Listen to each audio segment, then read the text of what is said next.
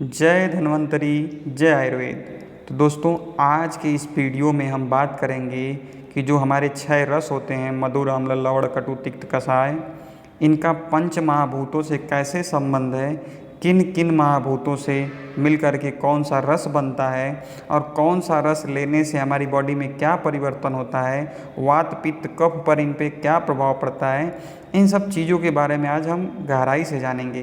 तो दोस्तों, आप शांति से बैठ जाएं और वीडियो को पूरा देखें, क्योंकि इस वीडियो को देखने के बाद आपको पता चल जाएगा किस सिचुएशन में आपको कौन सा फल या कौन सा खाना या कौन सा रस आपको लेना है और कौन सा रस आपको नहीं लेना है। तो बिना देर किए हुए हम आगे बढ़ते हैं। पहला है मधुर। मधुर यानी मीठा। तो मधुर रस जो है, इसमें 2 महाभूत होते हैं। कौन कौन से? जल तत्व और पृथ्वी तत्व। ठीक है, जल तत्व और पृथ्वी तत्व। तो ये क्या करते हैं? ये शरीर में वात और पित्त को क्या करते हैं? शांत करते हैं। किसको शांत करते हैं? वात और पित्त को शांत करते हैं। कैसे? वात में क्या होता है? वात में आपका वायु और आकाश होता है। ठीक। और पित्त में क्या होता है? पित्त में आपका अग्नि और जल होता है। ठीक। तो अग्नि को कौन शांत करेगा? जल शांत करेगा और पृथ्वी महाभूत शांत करेगा। तो मधुर रस जो होता है वो जल और पृथ्वी तत्व से मिलकर बना है और ये किसका समन करेगा शरीर में? तो ये वात और पित्त का समन करेगा। ठीक। किसको बढ़ाएगा? तो ये कफ को बढ़ाएगा।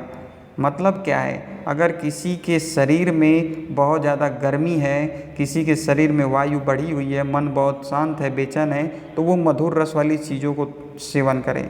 मधुर रस प्राकृतिक होना चाहिए, गैर प्राकृतिक नहीं होना चाहिए। और आप देखेंगे कोई भी इंसान बहुत ज़्यादा मधुर रस लेता है, मीठा लेता है, तो उसका कफ बढ़ जाता है, यानी वो मोटापा होने लगता है, स्थूलता होने लगती है, उसको कफ वाले रोग होना स्टार्ट हो जाते हैं। तो इस प्रकार पहले रस को हम समझ चुके हैं। दूसरा, अम्ल रस। अम्ल रस में हमारा पृथ्वी तत्व और अग्नि तत्व होता है। कौन कौन होता है? पृथ्वी तत्व और अग्नि तत्व होता है। ठीक। इसको समन कौन करता है? ये किसको समन करता है? अम्ल, ये वात को समन करता है। ठीक। किसको बढ़ाता है? तो पित्त और कफ को बढ़ा देगा। पित्त और कफ को कैसे बढ़ाएगा? पित्त में अग्नि होता है और इस रस में भी अग्नि है। पित्त में कफ, कफ में पृथ्वी होता है, इस रस में भी पृथ्वी है, तो ऐड हो जाएगा तो बढ़ जाएगा। ठीक है, एक बार और समझते हैं। अम्ल रस। अम्ल रस, इसमें क्या है? पृथ्वी और अग्नि तत्व है। ठीक। ये वात का समन करेगा, यानी वात को शांत करेगा, लेकिन पित्त और कफ को क्या करेगा? बढ़ा देगा। ठीक। यानी अगर किसी का पित्त प्रकृति है, किसी को बॉडी में जलन है, किसी को क्रोध ज़्यादा आता है, तो वो अम्लीय चीज़ अगर खाता है तो वो और बढ़ जाएगा। क्यों? क्योंकि पित्त को क्या कर रहा है? बढ़ा रहा है। कफ को भी क्या कर रहा है? बढ़ा रहा है। ठीक। तो इस प्रकार इस तत्व को भी हम समझ चुके हैं। तीसरे पे चलते हैं, लवण। तो लवण में क्या होता है? जल और अग्नि तत्व होता है। ये भी क्या करेगा? ये भी वात का हमारे समन करेगा।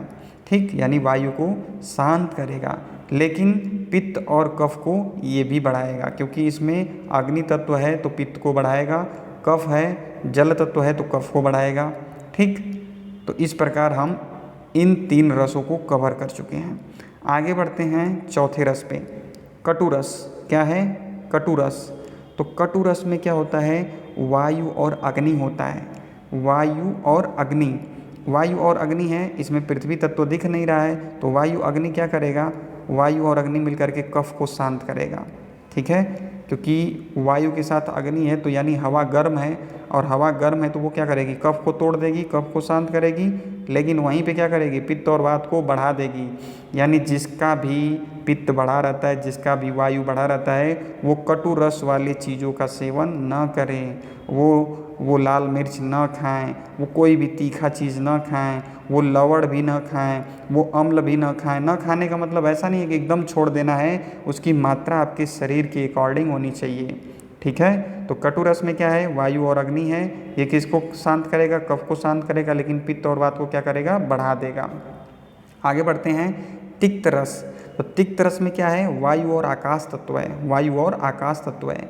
ये किसका समन करता है? ये पित्त और कफ का समन करता है, क्योंकि वायु और आकाश है, इसके अलावा और कोई तत्व तो है नहीं, तो ये क्या करेगा, पित्त और कफ को समन करेगा। लेकिन वायु और आकाश होने के कारण वात को क्या कर देगा, ये बढ़ा देगा। यानी जिनका मन बहुत ज़्यादा बेचैन रहता है, मन परेशान रहता है, शरीर में हमेशा अफनाहट सी रहती है, वायु बढ़ा रहता है, उनको तिक्त रस नहीं खाना चाहिए। ठीक है, तिक्त रस नहीं खाना चाहिए। कषाय रस भी नहीं खाना चाहिए क्योंकि यहाँ पे भी वायु है। कटु रस नहीं खाना चाहिए क्योंकि यहाँ पे भी वायु है। ठीक, तो तिक्त रस को ऐसे हम समझ गए। अब आगे बढ़ते हैं कषाय रस पे। तो कषाय रस में वायु और पृथ्वी गुण होता है। ठीक है, तो वायु और पृथ्वी गुण होने के कारण ये क्या करेगा, पित्त और कफ को समन कर देगा। ठीक है, पित्त और कफ को क्या करेगा, समन कर देगा, यानी शांत कर देगा। वात को क्या करेगा, बढ़ा देगा। ठीक, तो जिसका भी वात बढ़ा है वो कषाय रस ज़्यादा ना खाएं। ठीक है, पित्त और कफ को समन करेगा। जब देखते हैं पित्त बढ़ा है किसी का, बहुत ज़्यादा पित्त बढ़ जाता है, लूज मोशन होता है।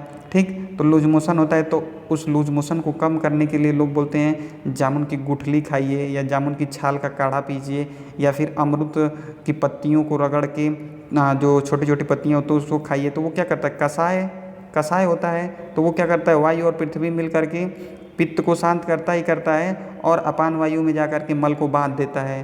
ठीक, तो ऐसे आप समझिए। ठीक है, तो एक बार आप चीज़ों को दोबारा देखिए, वीडियो को और अच्छे से समझिए और जानिए कि मधुर रस में कौन कौन सी चीज़ें आती हैं, अम्ल रस में कौन कौन सी चीज़ें आती हैं, लवण रस में कौन कौन सी चीज़ें आती हैं, कटु रस में कौन कौन सी चीज़ें आती हैं, तिक्त रस में कौन कौन सी चीज़ें आती हैं, कषाय में कौन कौन सी चीज़ें यानी फल सब्जियाँ आते हैं। इन सबको आपको पता होना चाहिए कि 6 रसों में कौन सा फल मैं खा रहा हूँ, तो इसमें कौन सा रस है, किस मौसम में खा रहा हूँ, ये चीज़ें भी निर्भर करती हैं। ठीक है, जैसे अभी गर्मी का मौसम चल रहा है, तो गर्मी के मौसम में अगर आप कोई भी अग्नि वाली चीज़ खाएंगे, देखिए यानी अम्ल रस, लवण रस में भी अग्नि है, कटु रस में भी अग्नि, अगर ये तीनों चीज़ आप खाएंगे ज़्यादा मात्रा में या खाएंगे, आपका अगर शरीर अग्नि वाला है तो आपके शरीर में अग्नि बढ़ जाएगी, आपको गर्मी ज़्यादा लगेगी, बेचैनी ज़्यादा होगी, पित्त बढ़ जाएगा, आपका लूज मोशन आना स्टार्ट होगा। तो इस मौसम में कौन कौन सा खाना है जिसमें अग्नि नहीं है, यानी आप मधुर रस खा सकते हैं, हल्का मधुर रस खाना है, क्योंकि इस समय जो हमारी अग्नि होती है वो बहुत प्रबल नहीं होती है, मध्यम होती है। तो हल्का मधुर रस खाना है, जैसे आप तरबूज, खरबूज ये सब खाइए। ठीक है, तिक्त रस खा सकते हैं, कषाय रस खा सकते हैं। ठीक, तो ये सब क्या करेंगे, ये सब हमारे पित्त को शांत करेंगे, गर्मी को शांत करेंगे। तो ये चीज़ें खाइए, जिसमें अग्नि है वो चीज़ें ना खाइए। तो ऐसे ही मौसम को देखिए, अब जैसे मान लीजिए ठंडी आ गया, तो ठंडी में आपके शरीर में अग्नि की कमी हो जाती है, मतलब आपको ठंड ज़्यादा लगता है, तो थोड़ा सा वहाँ पे आप कटु, तिक्त, कटु, लवण, अम्ल का भी यूज कर सकते हैं।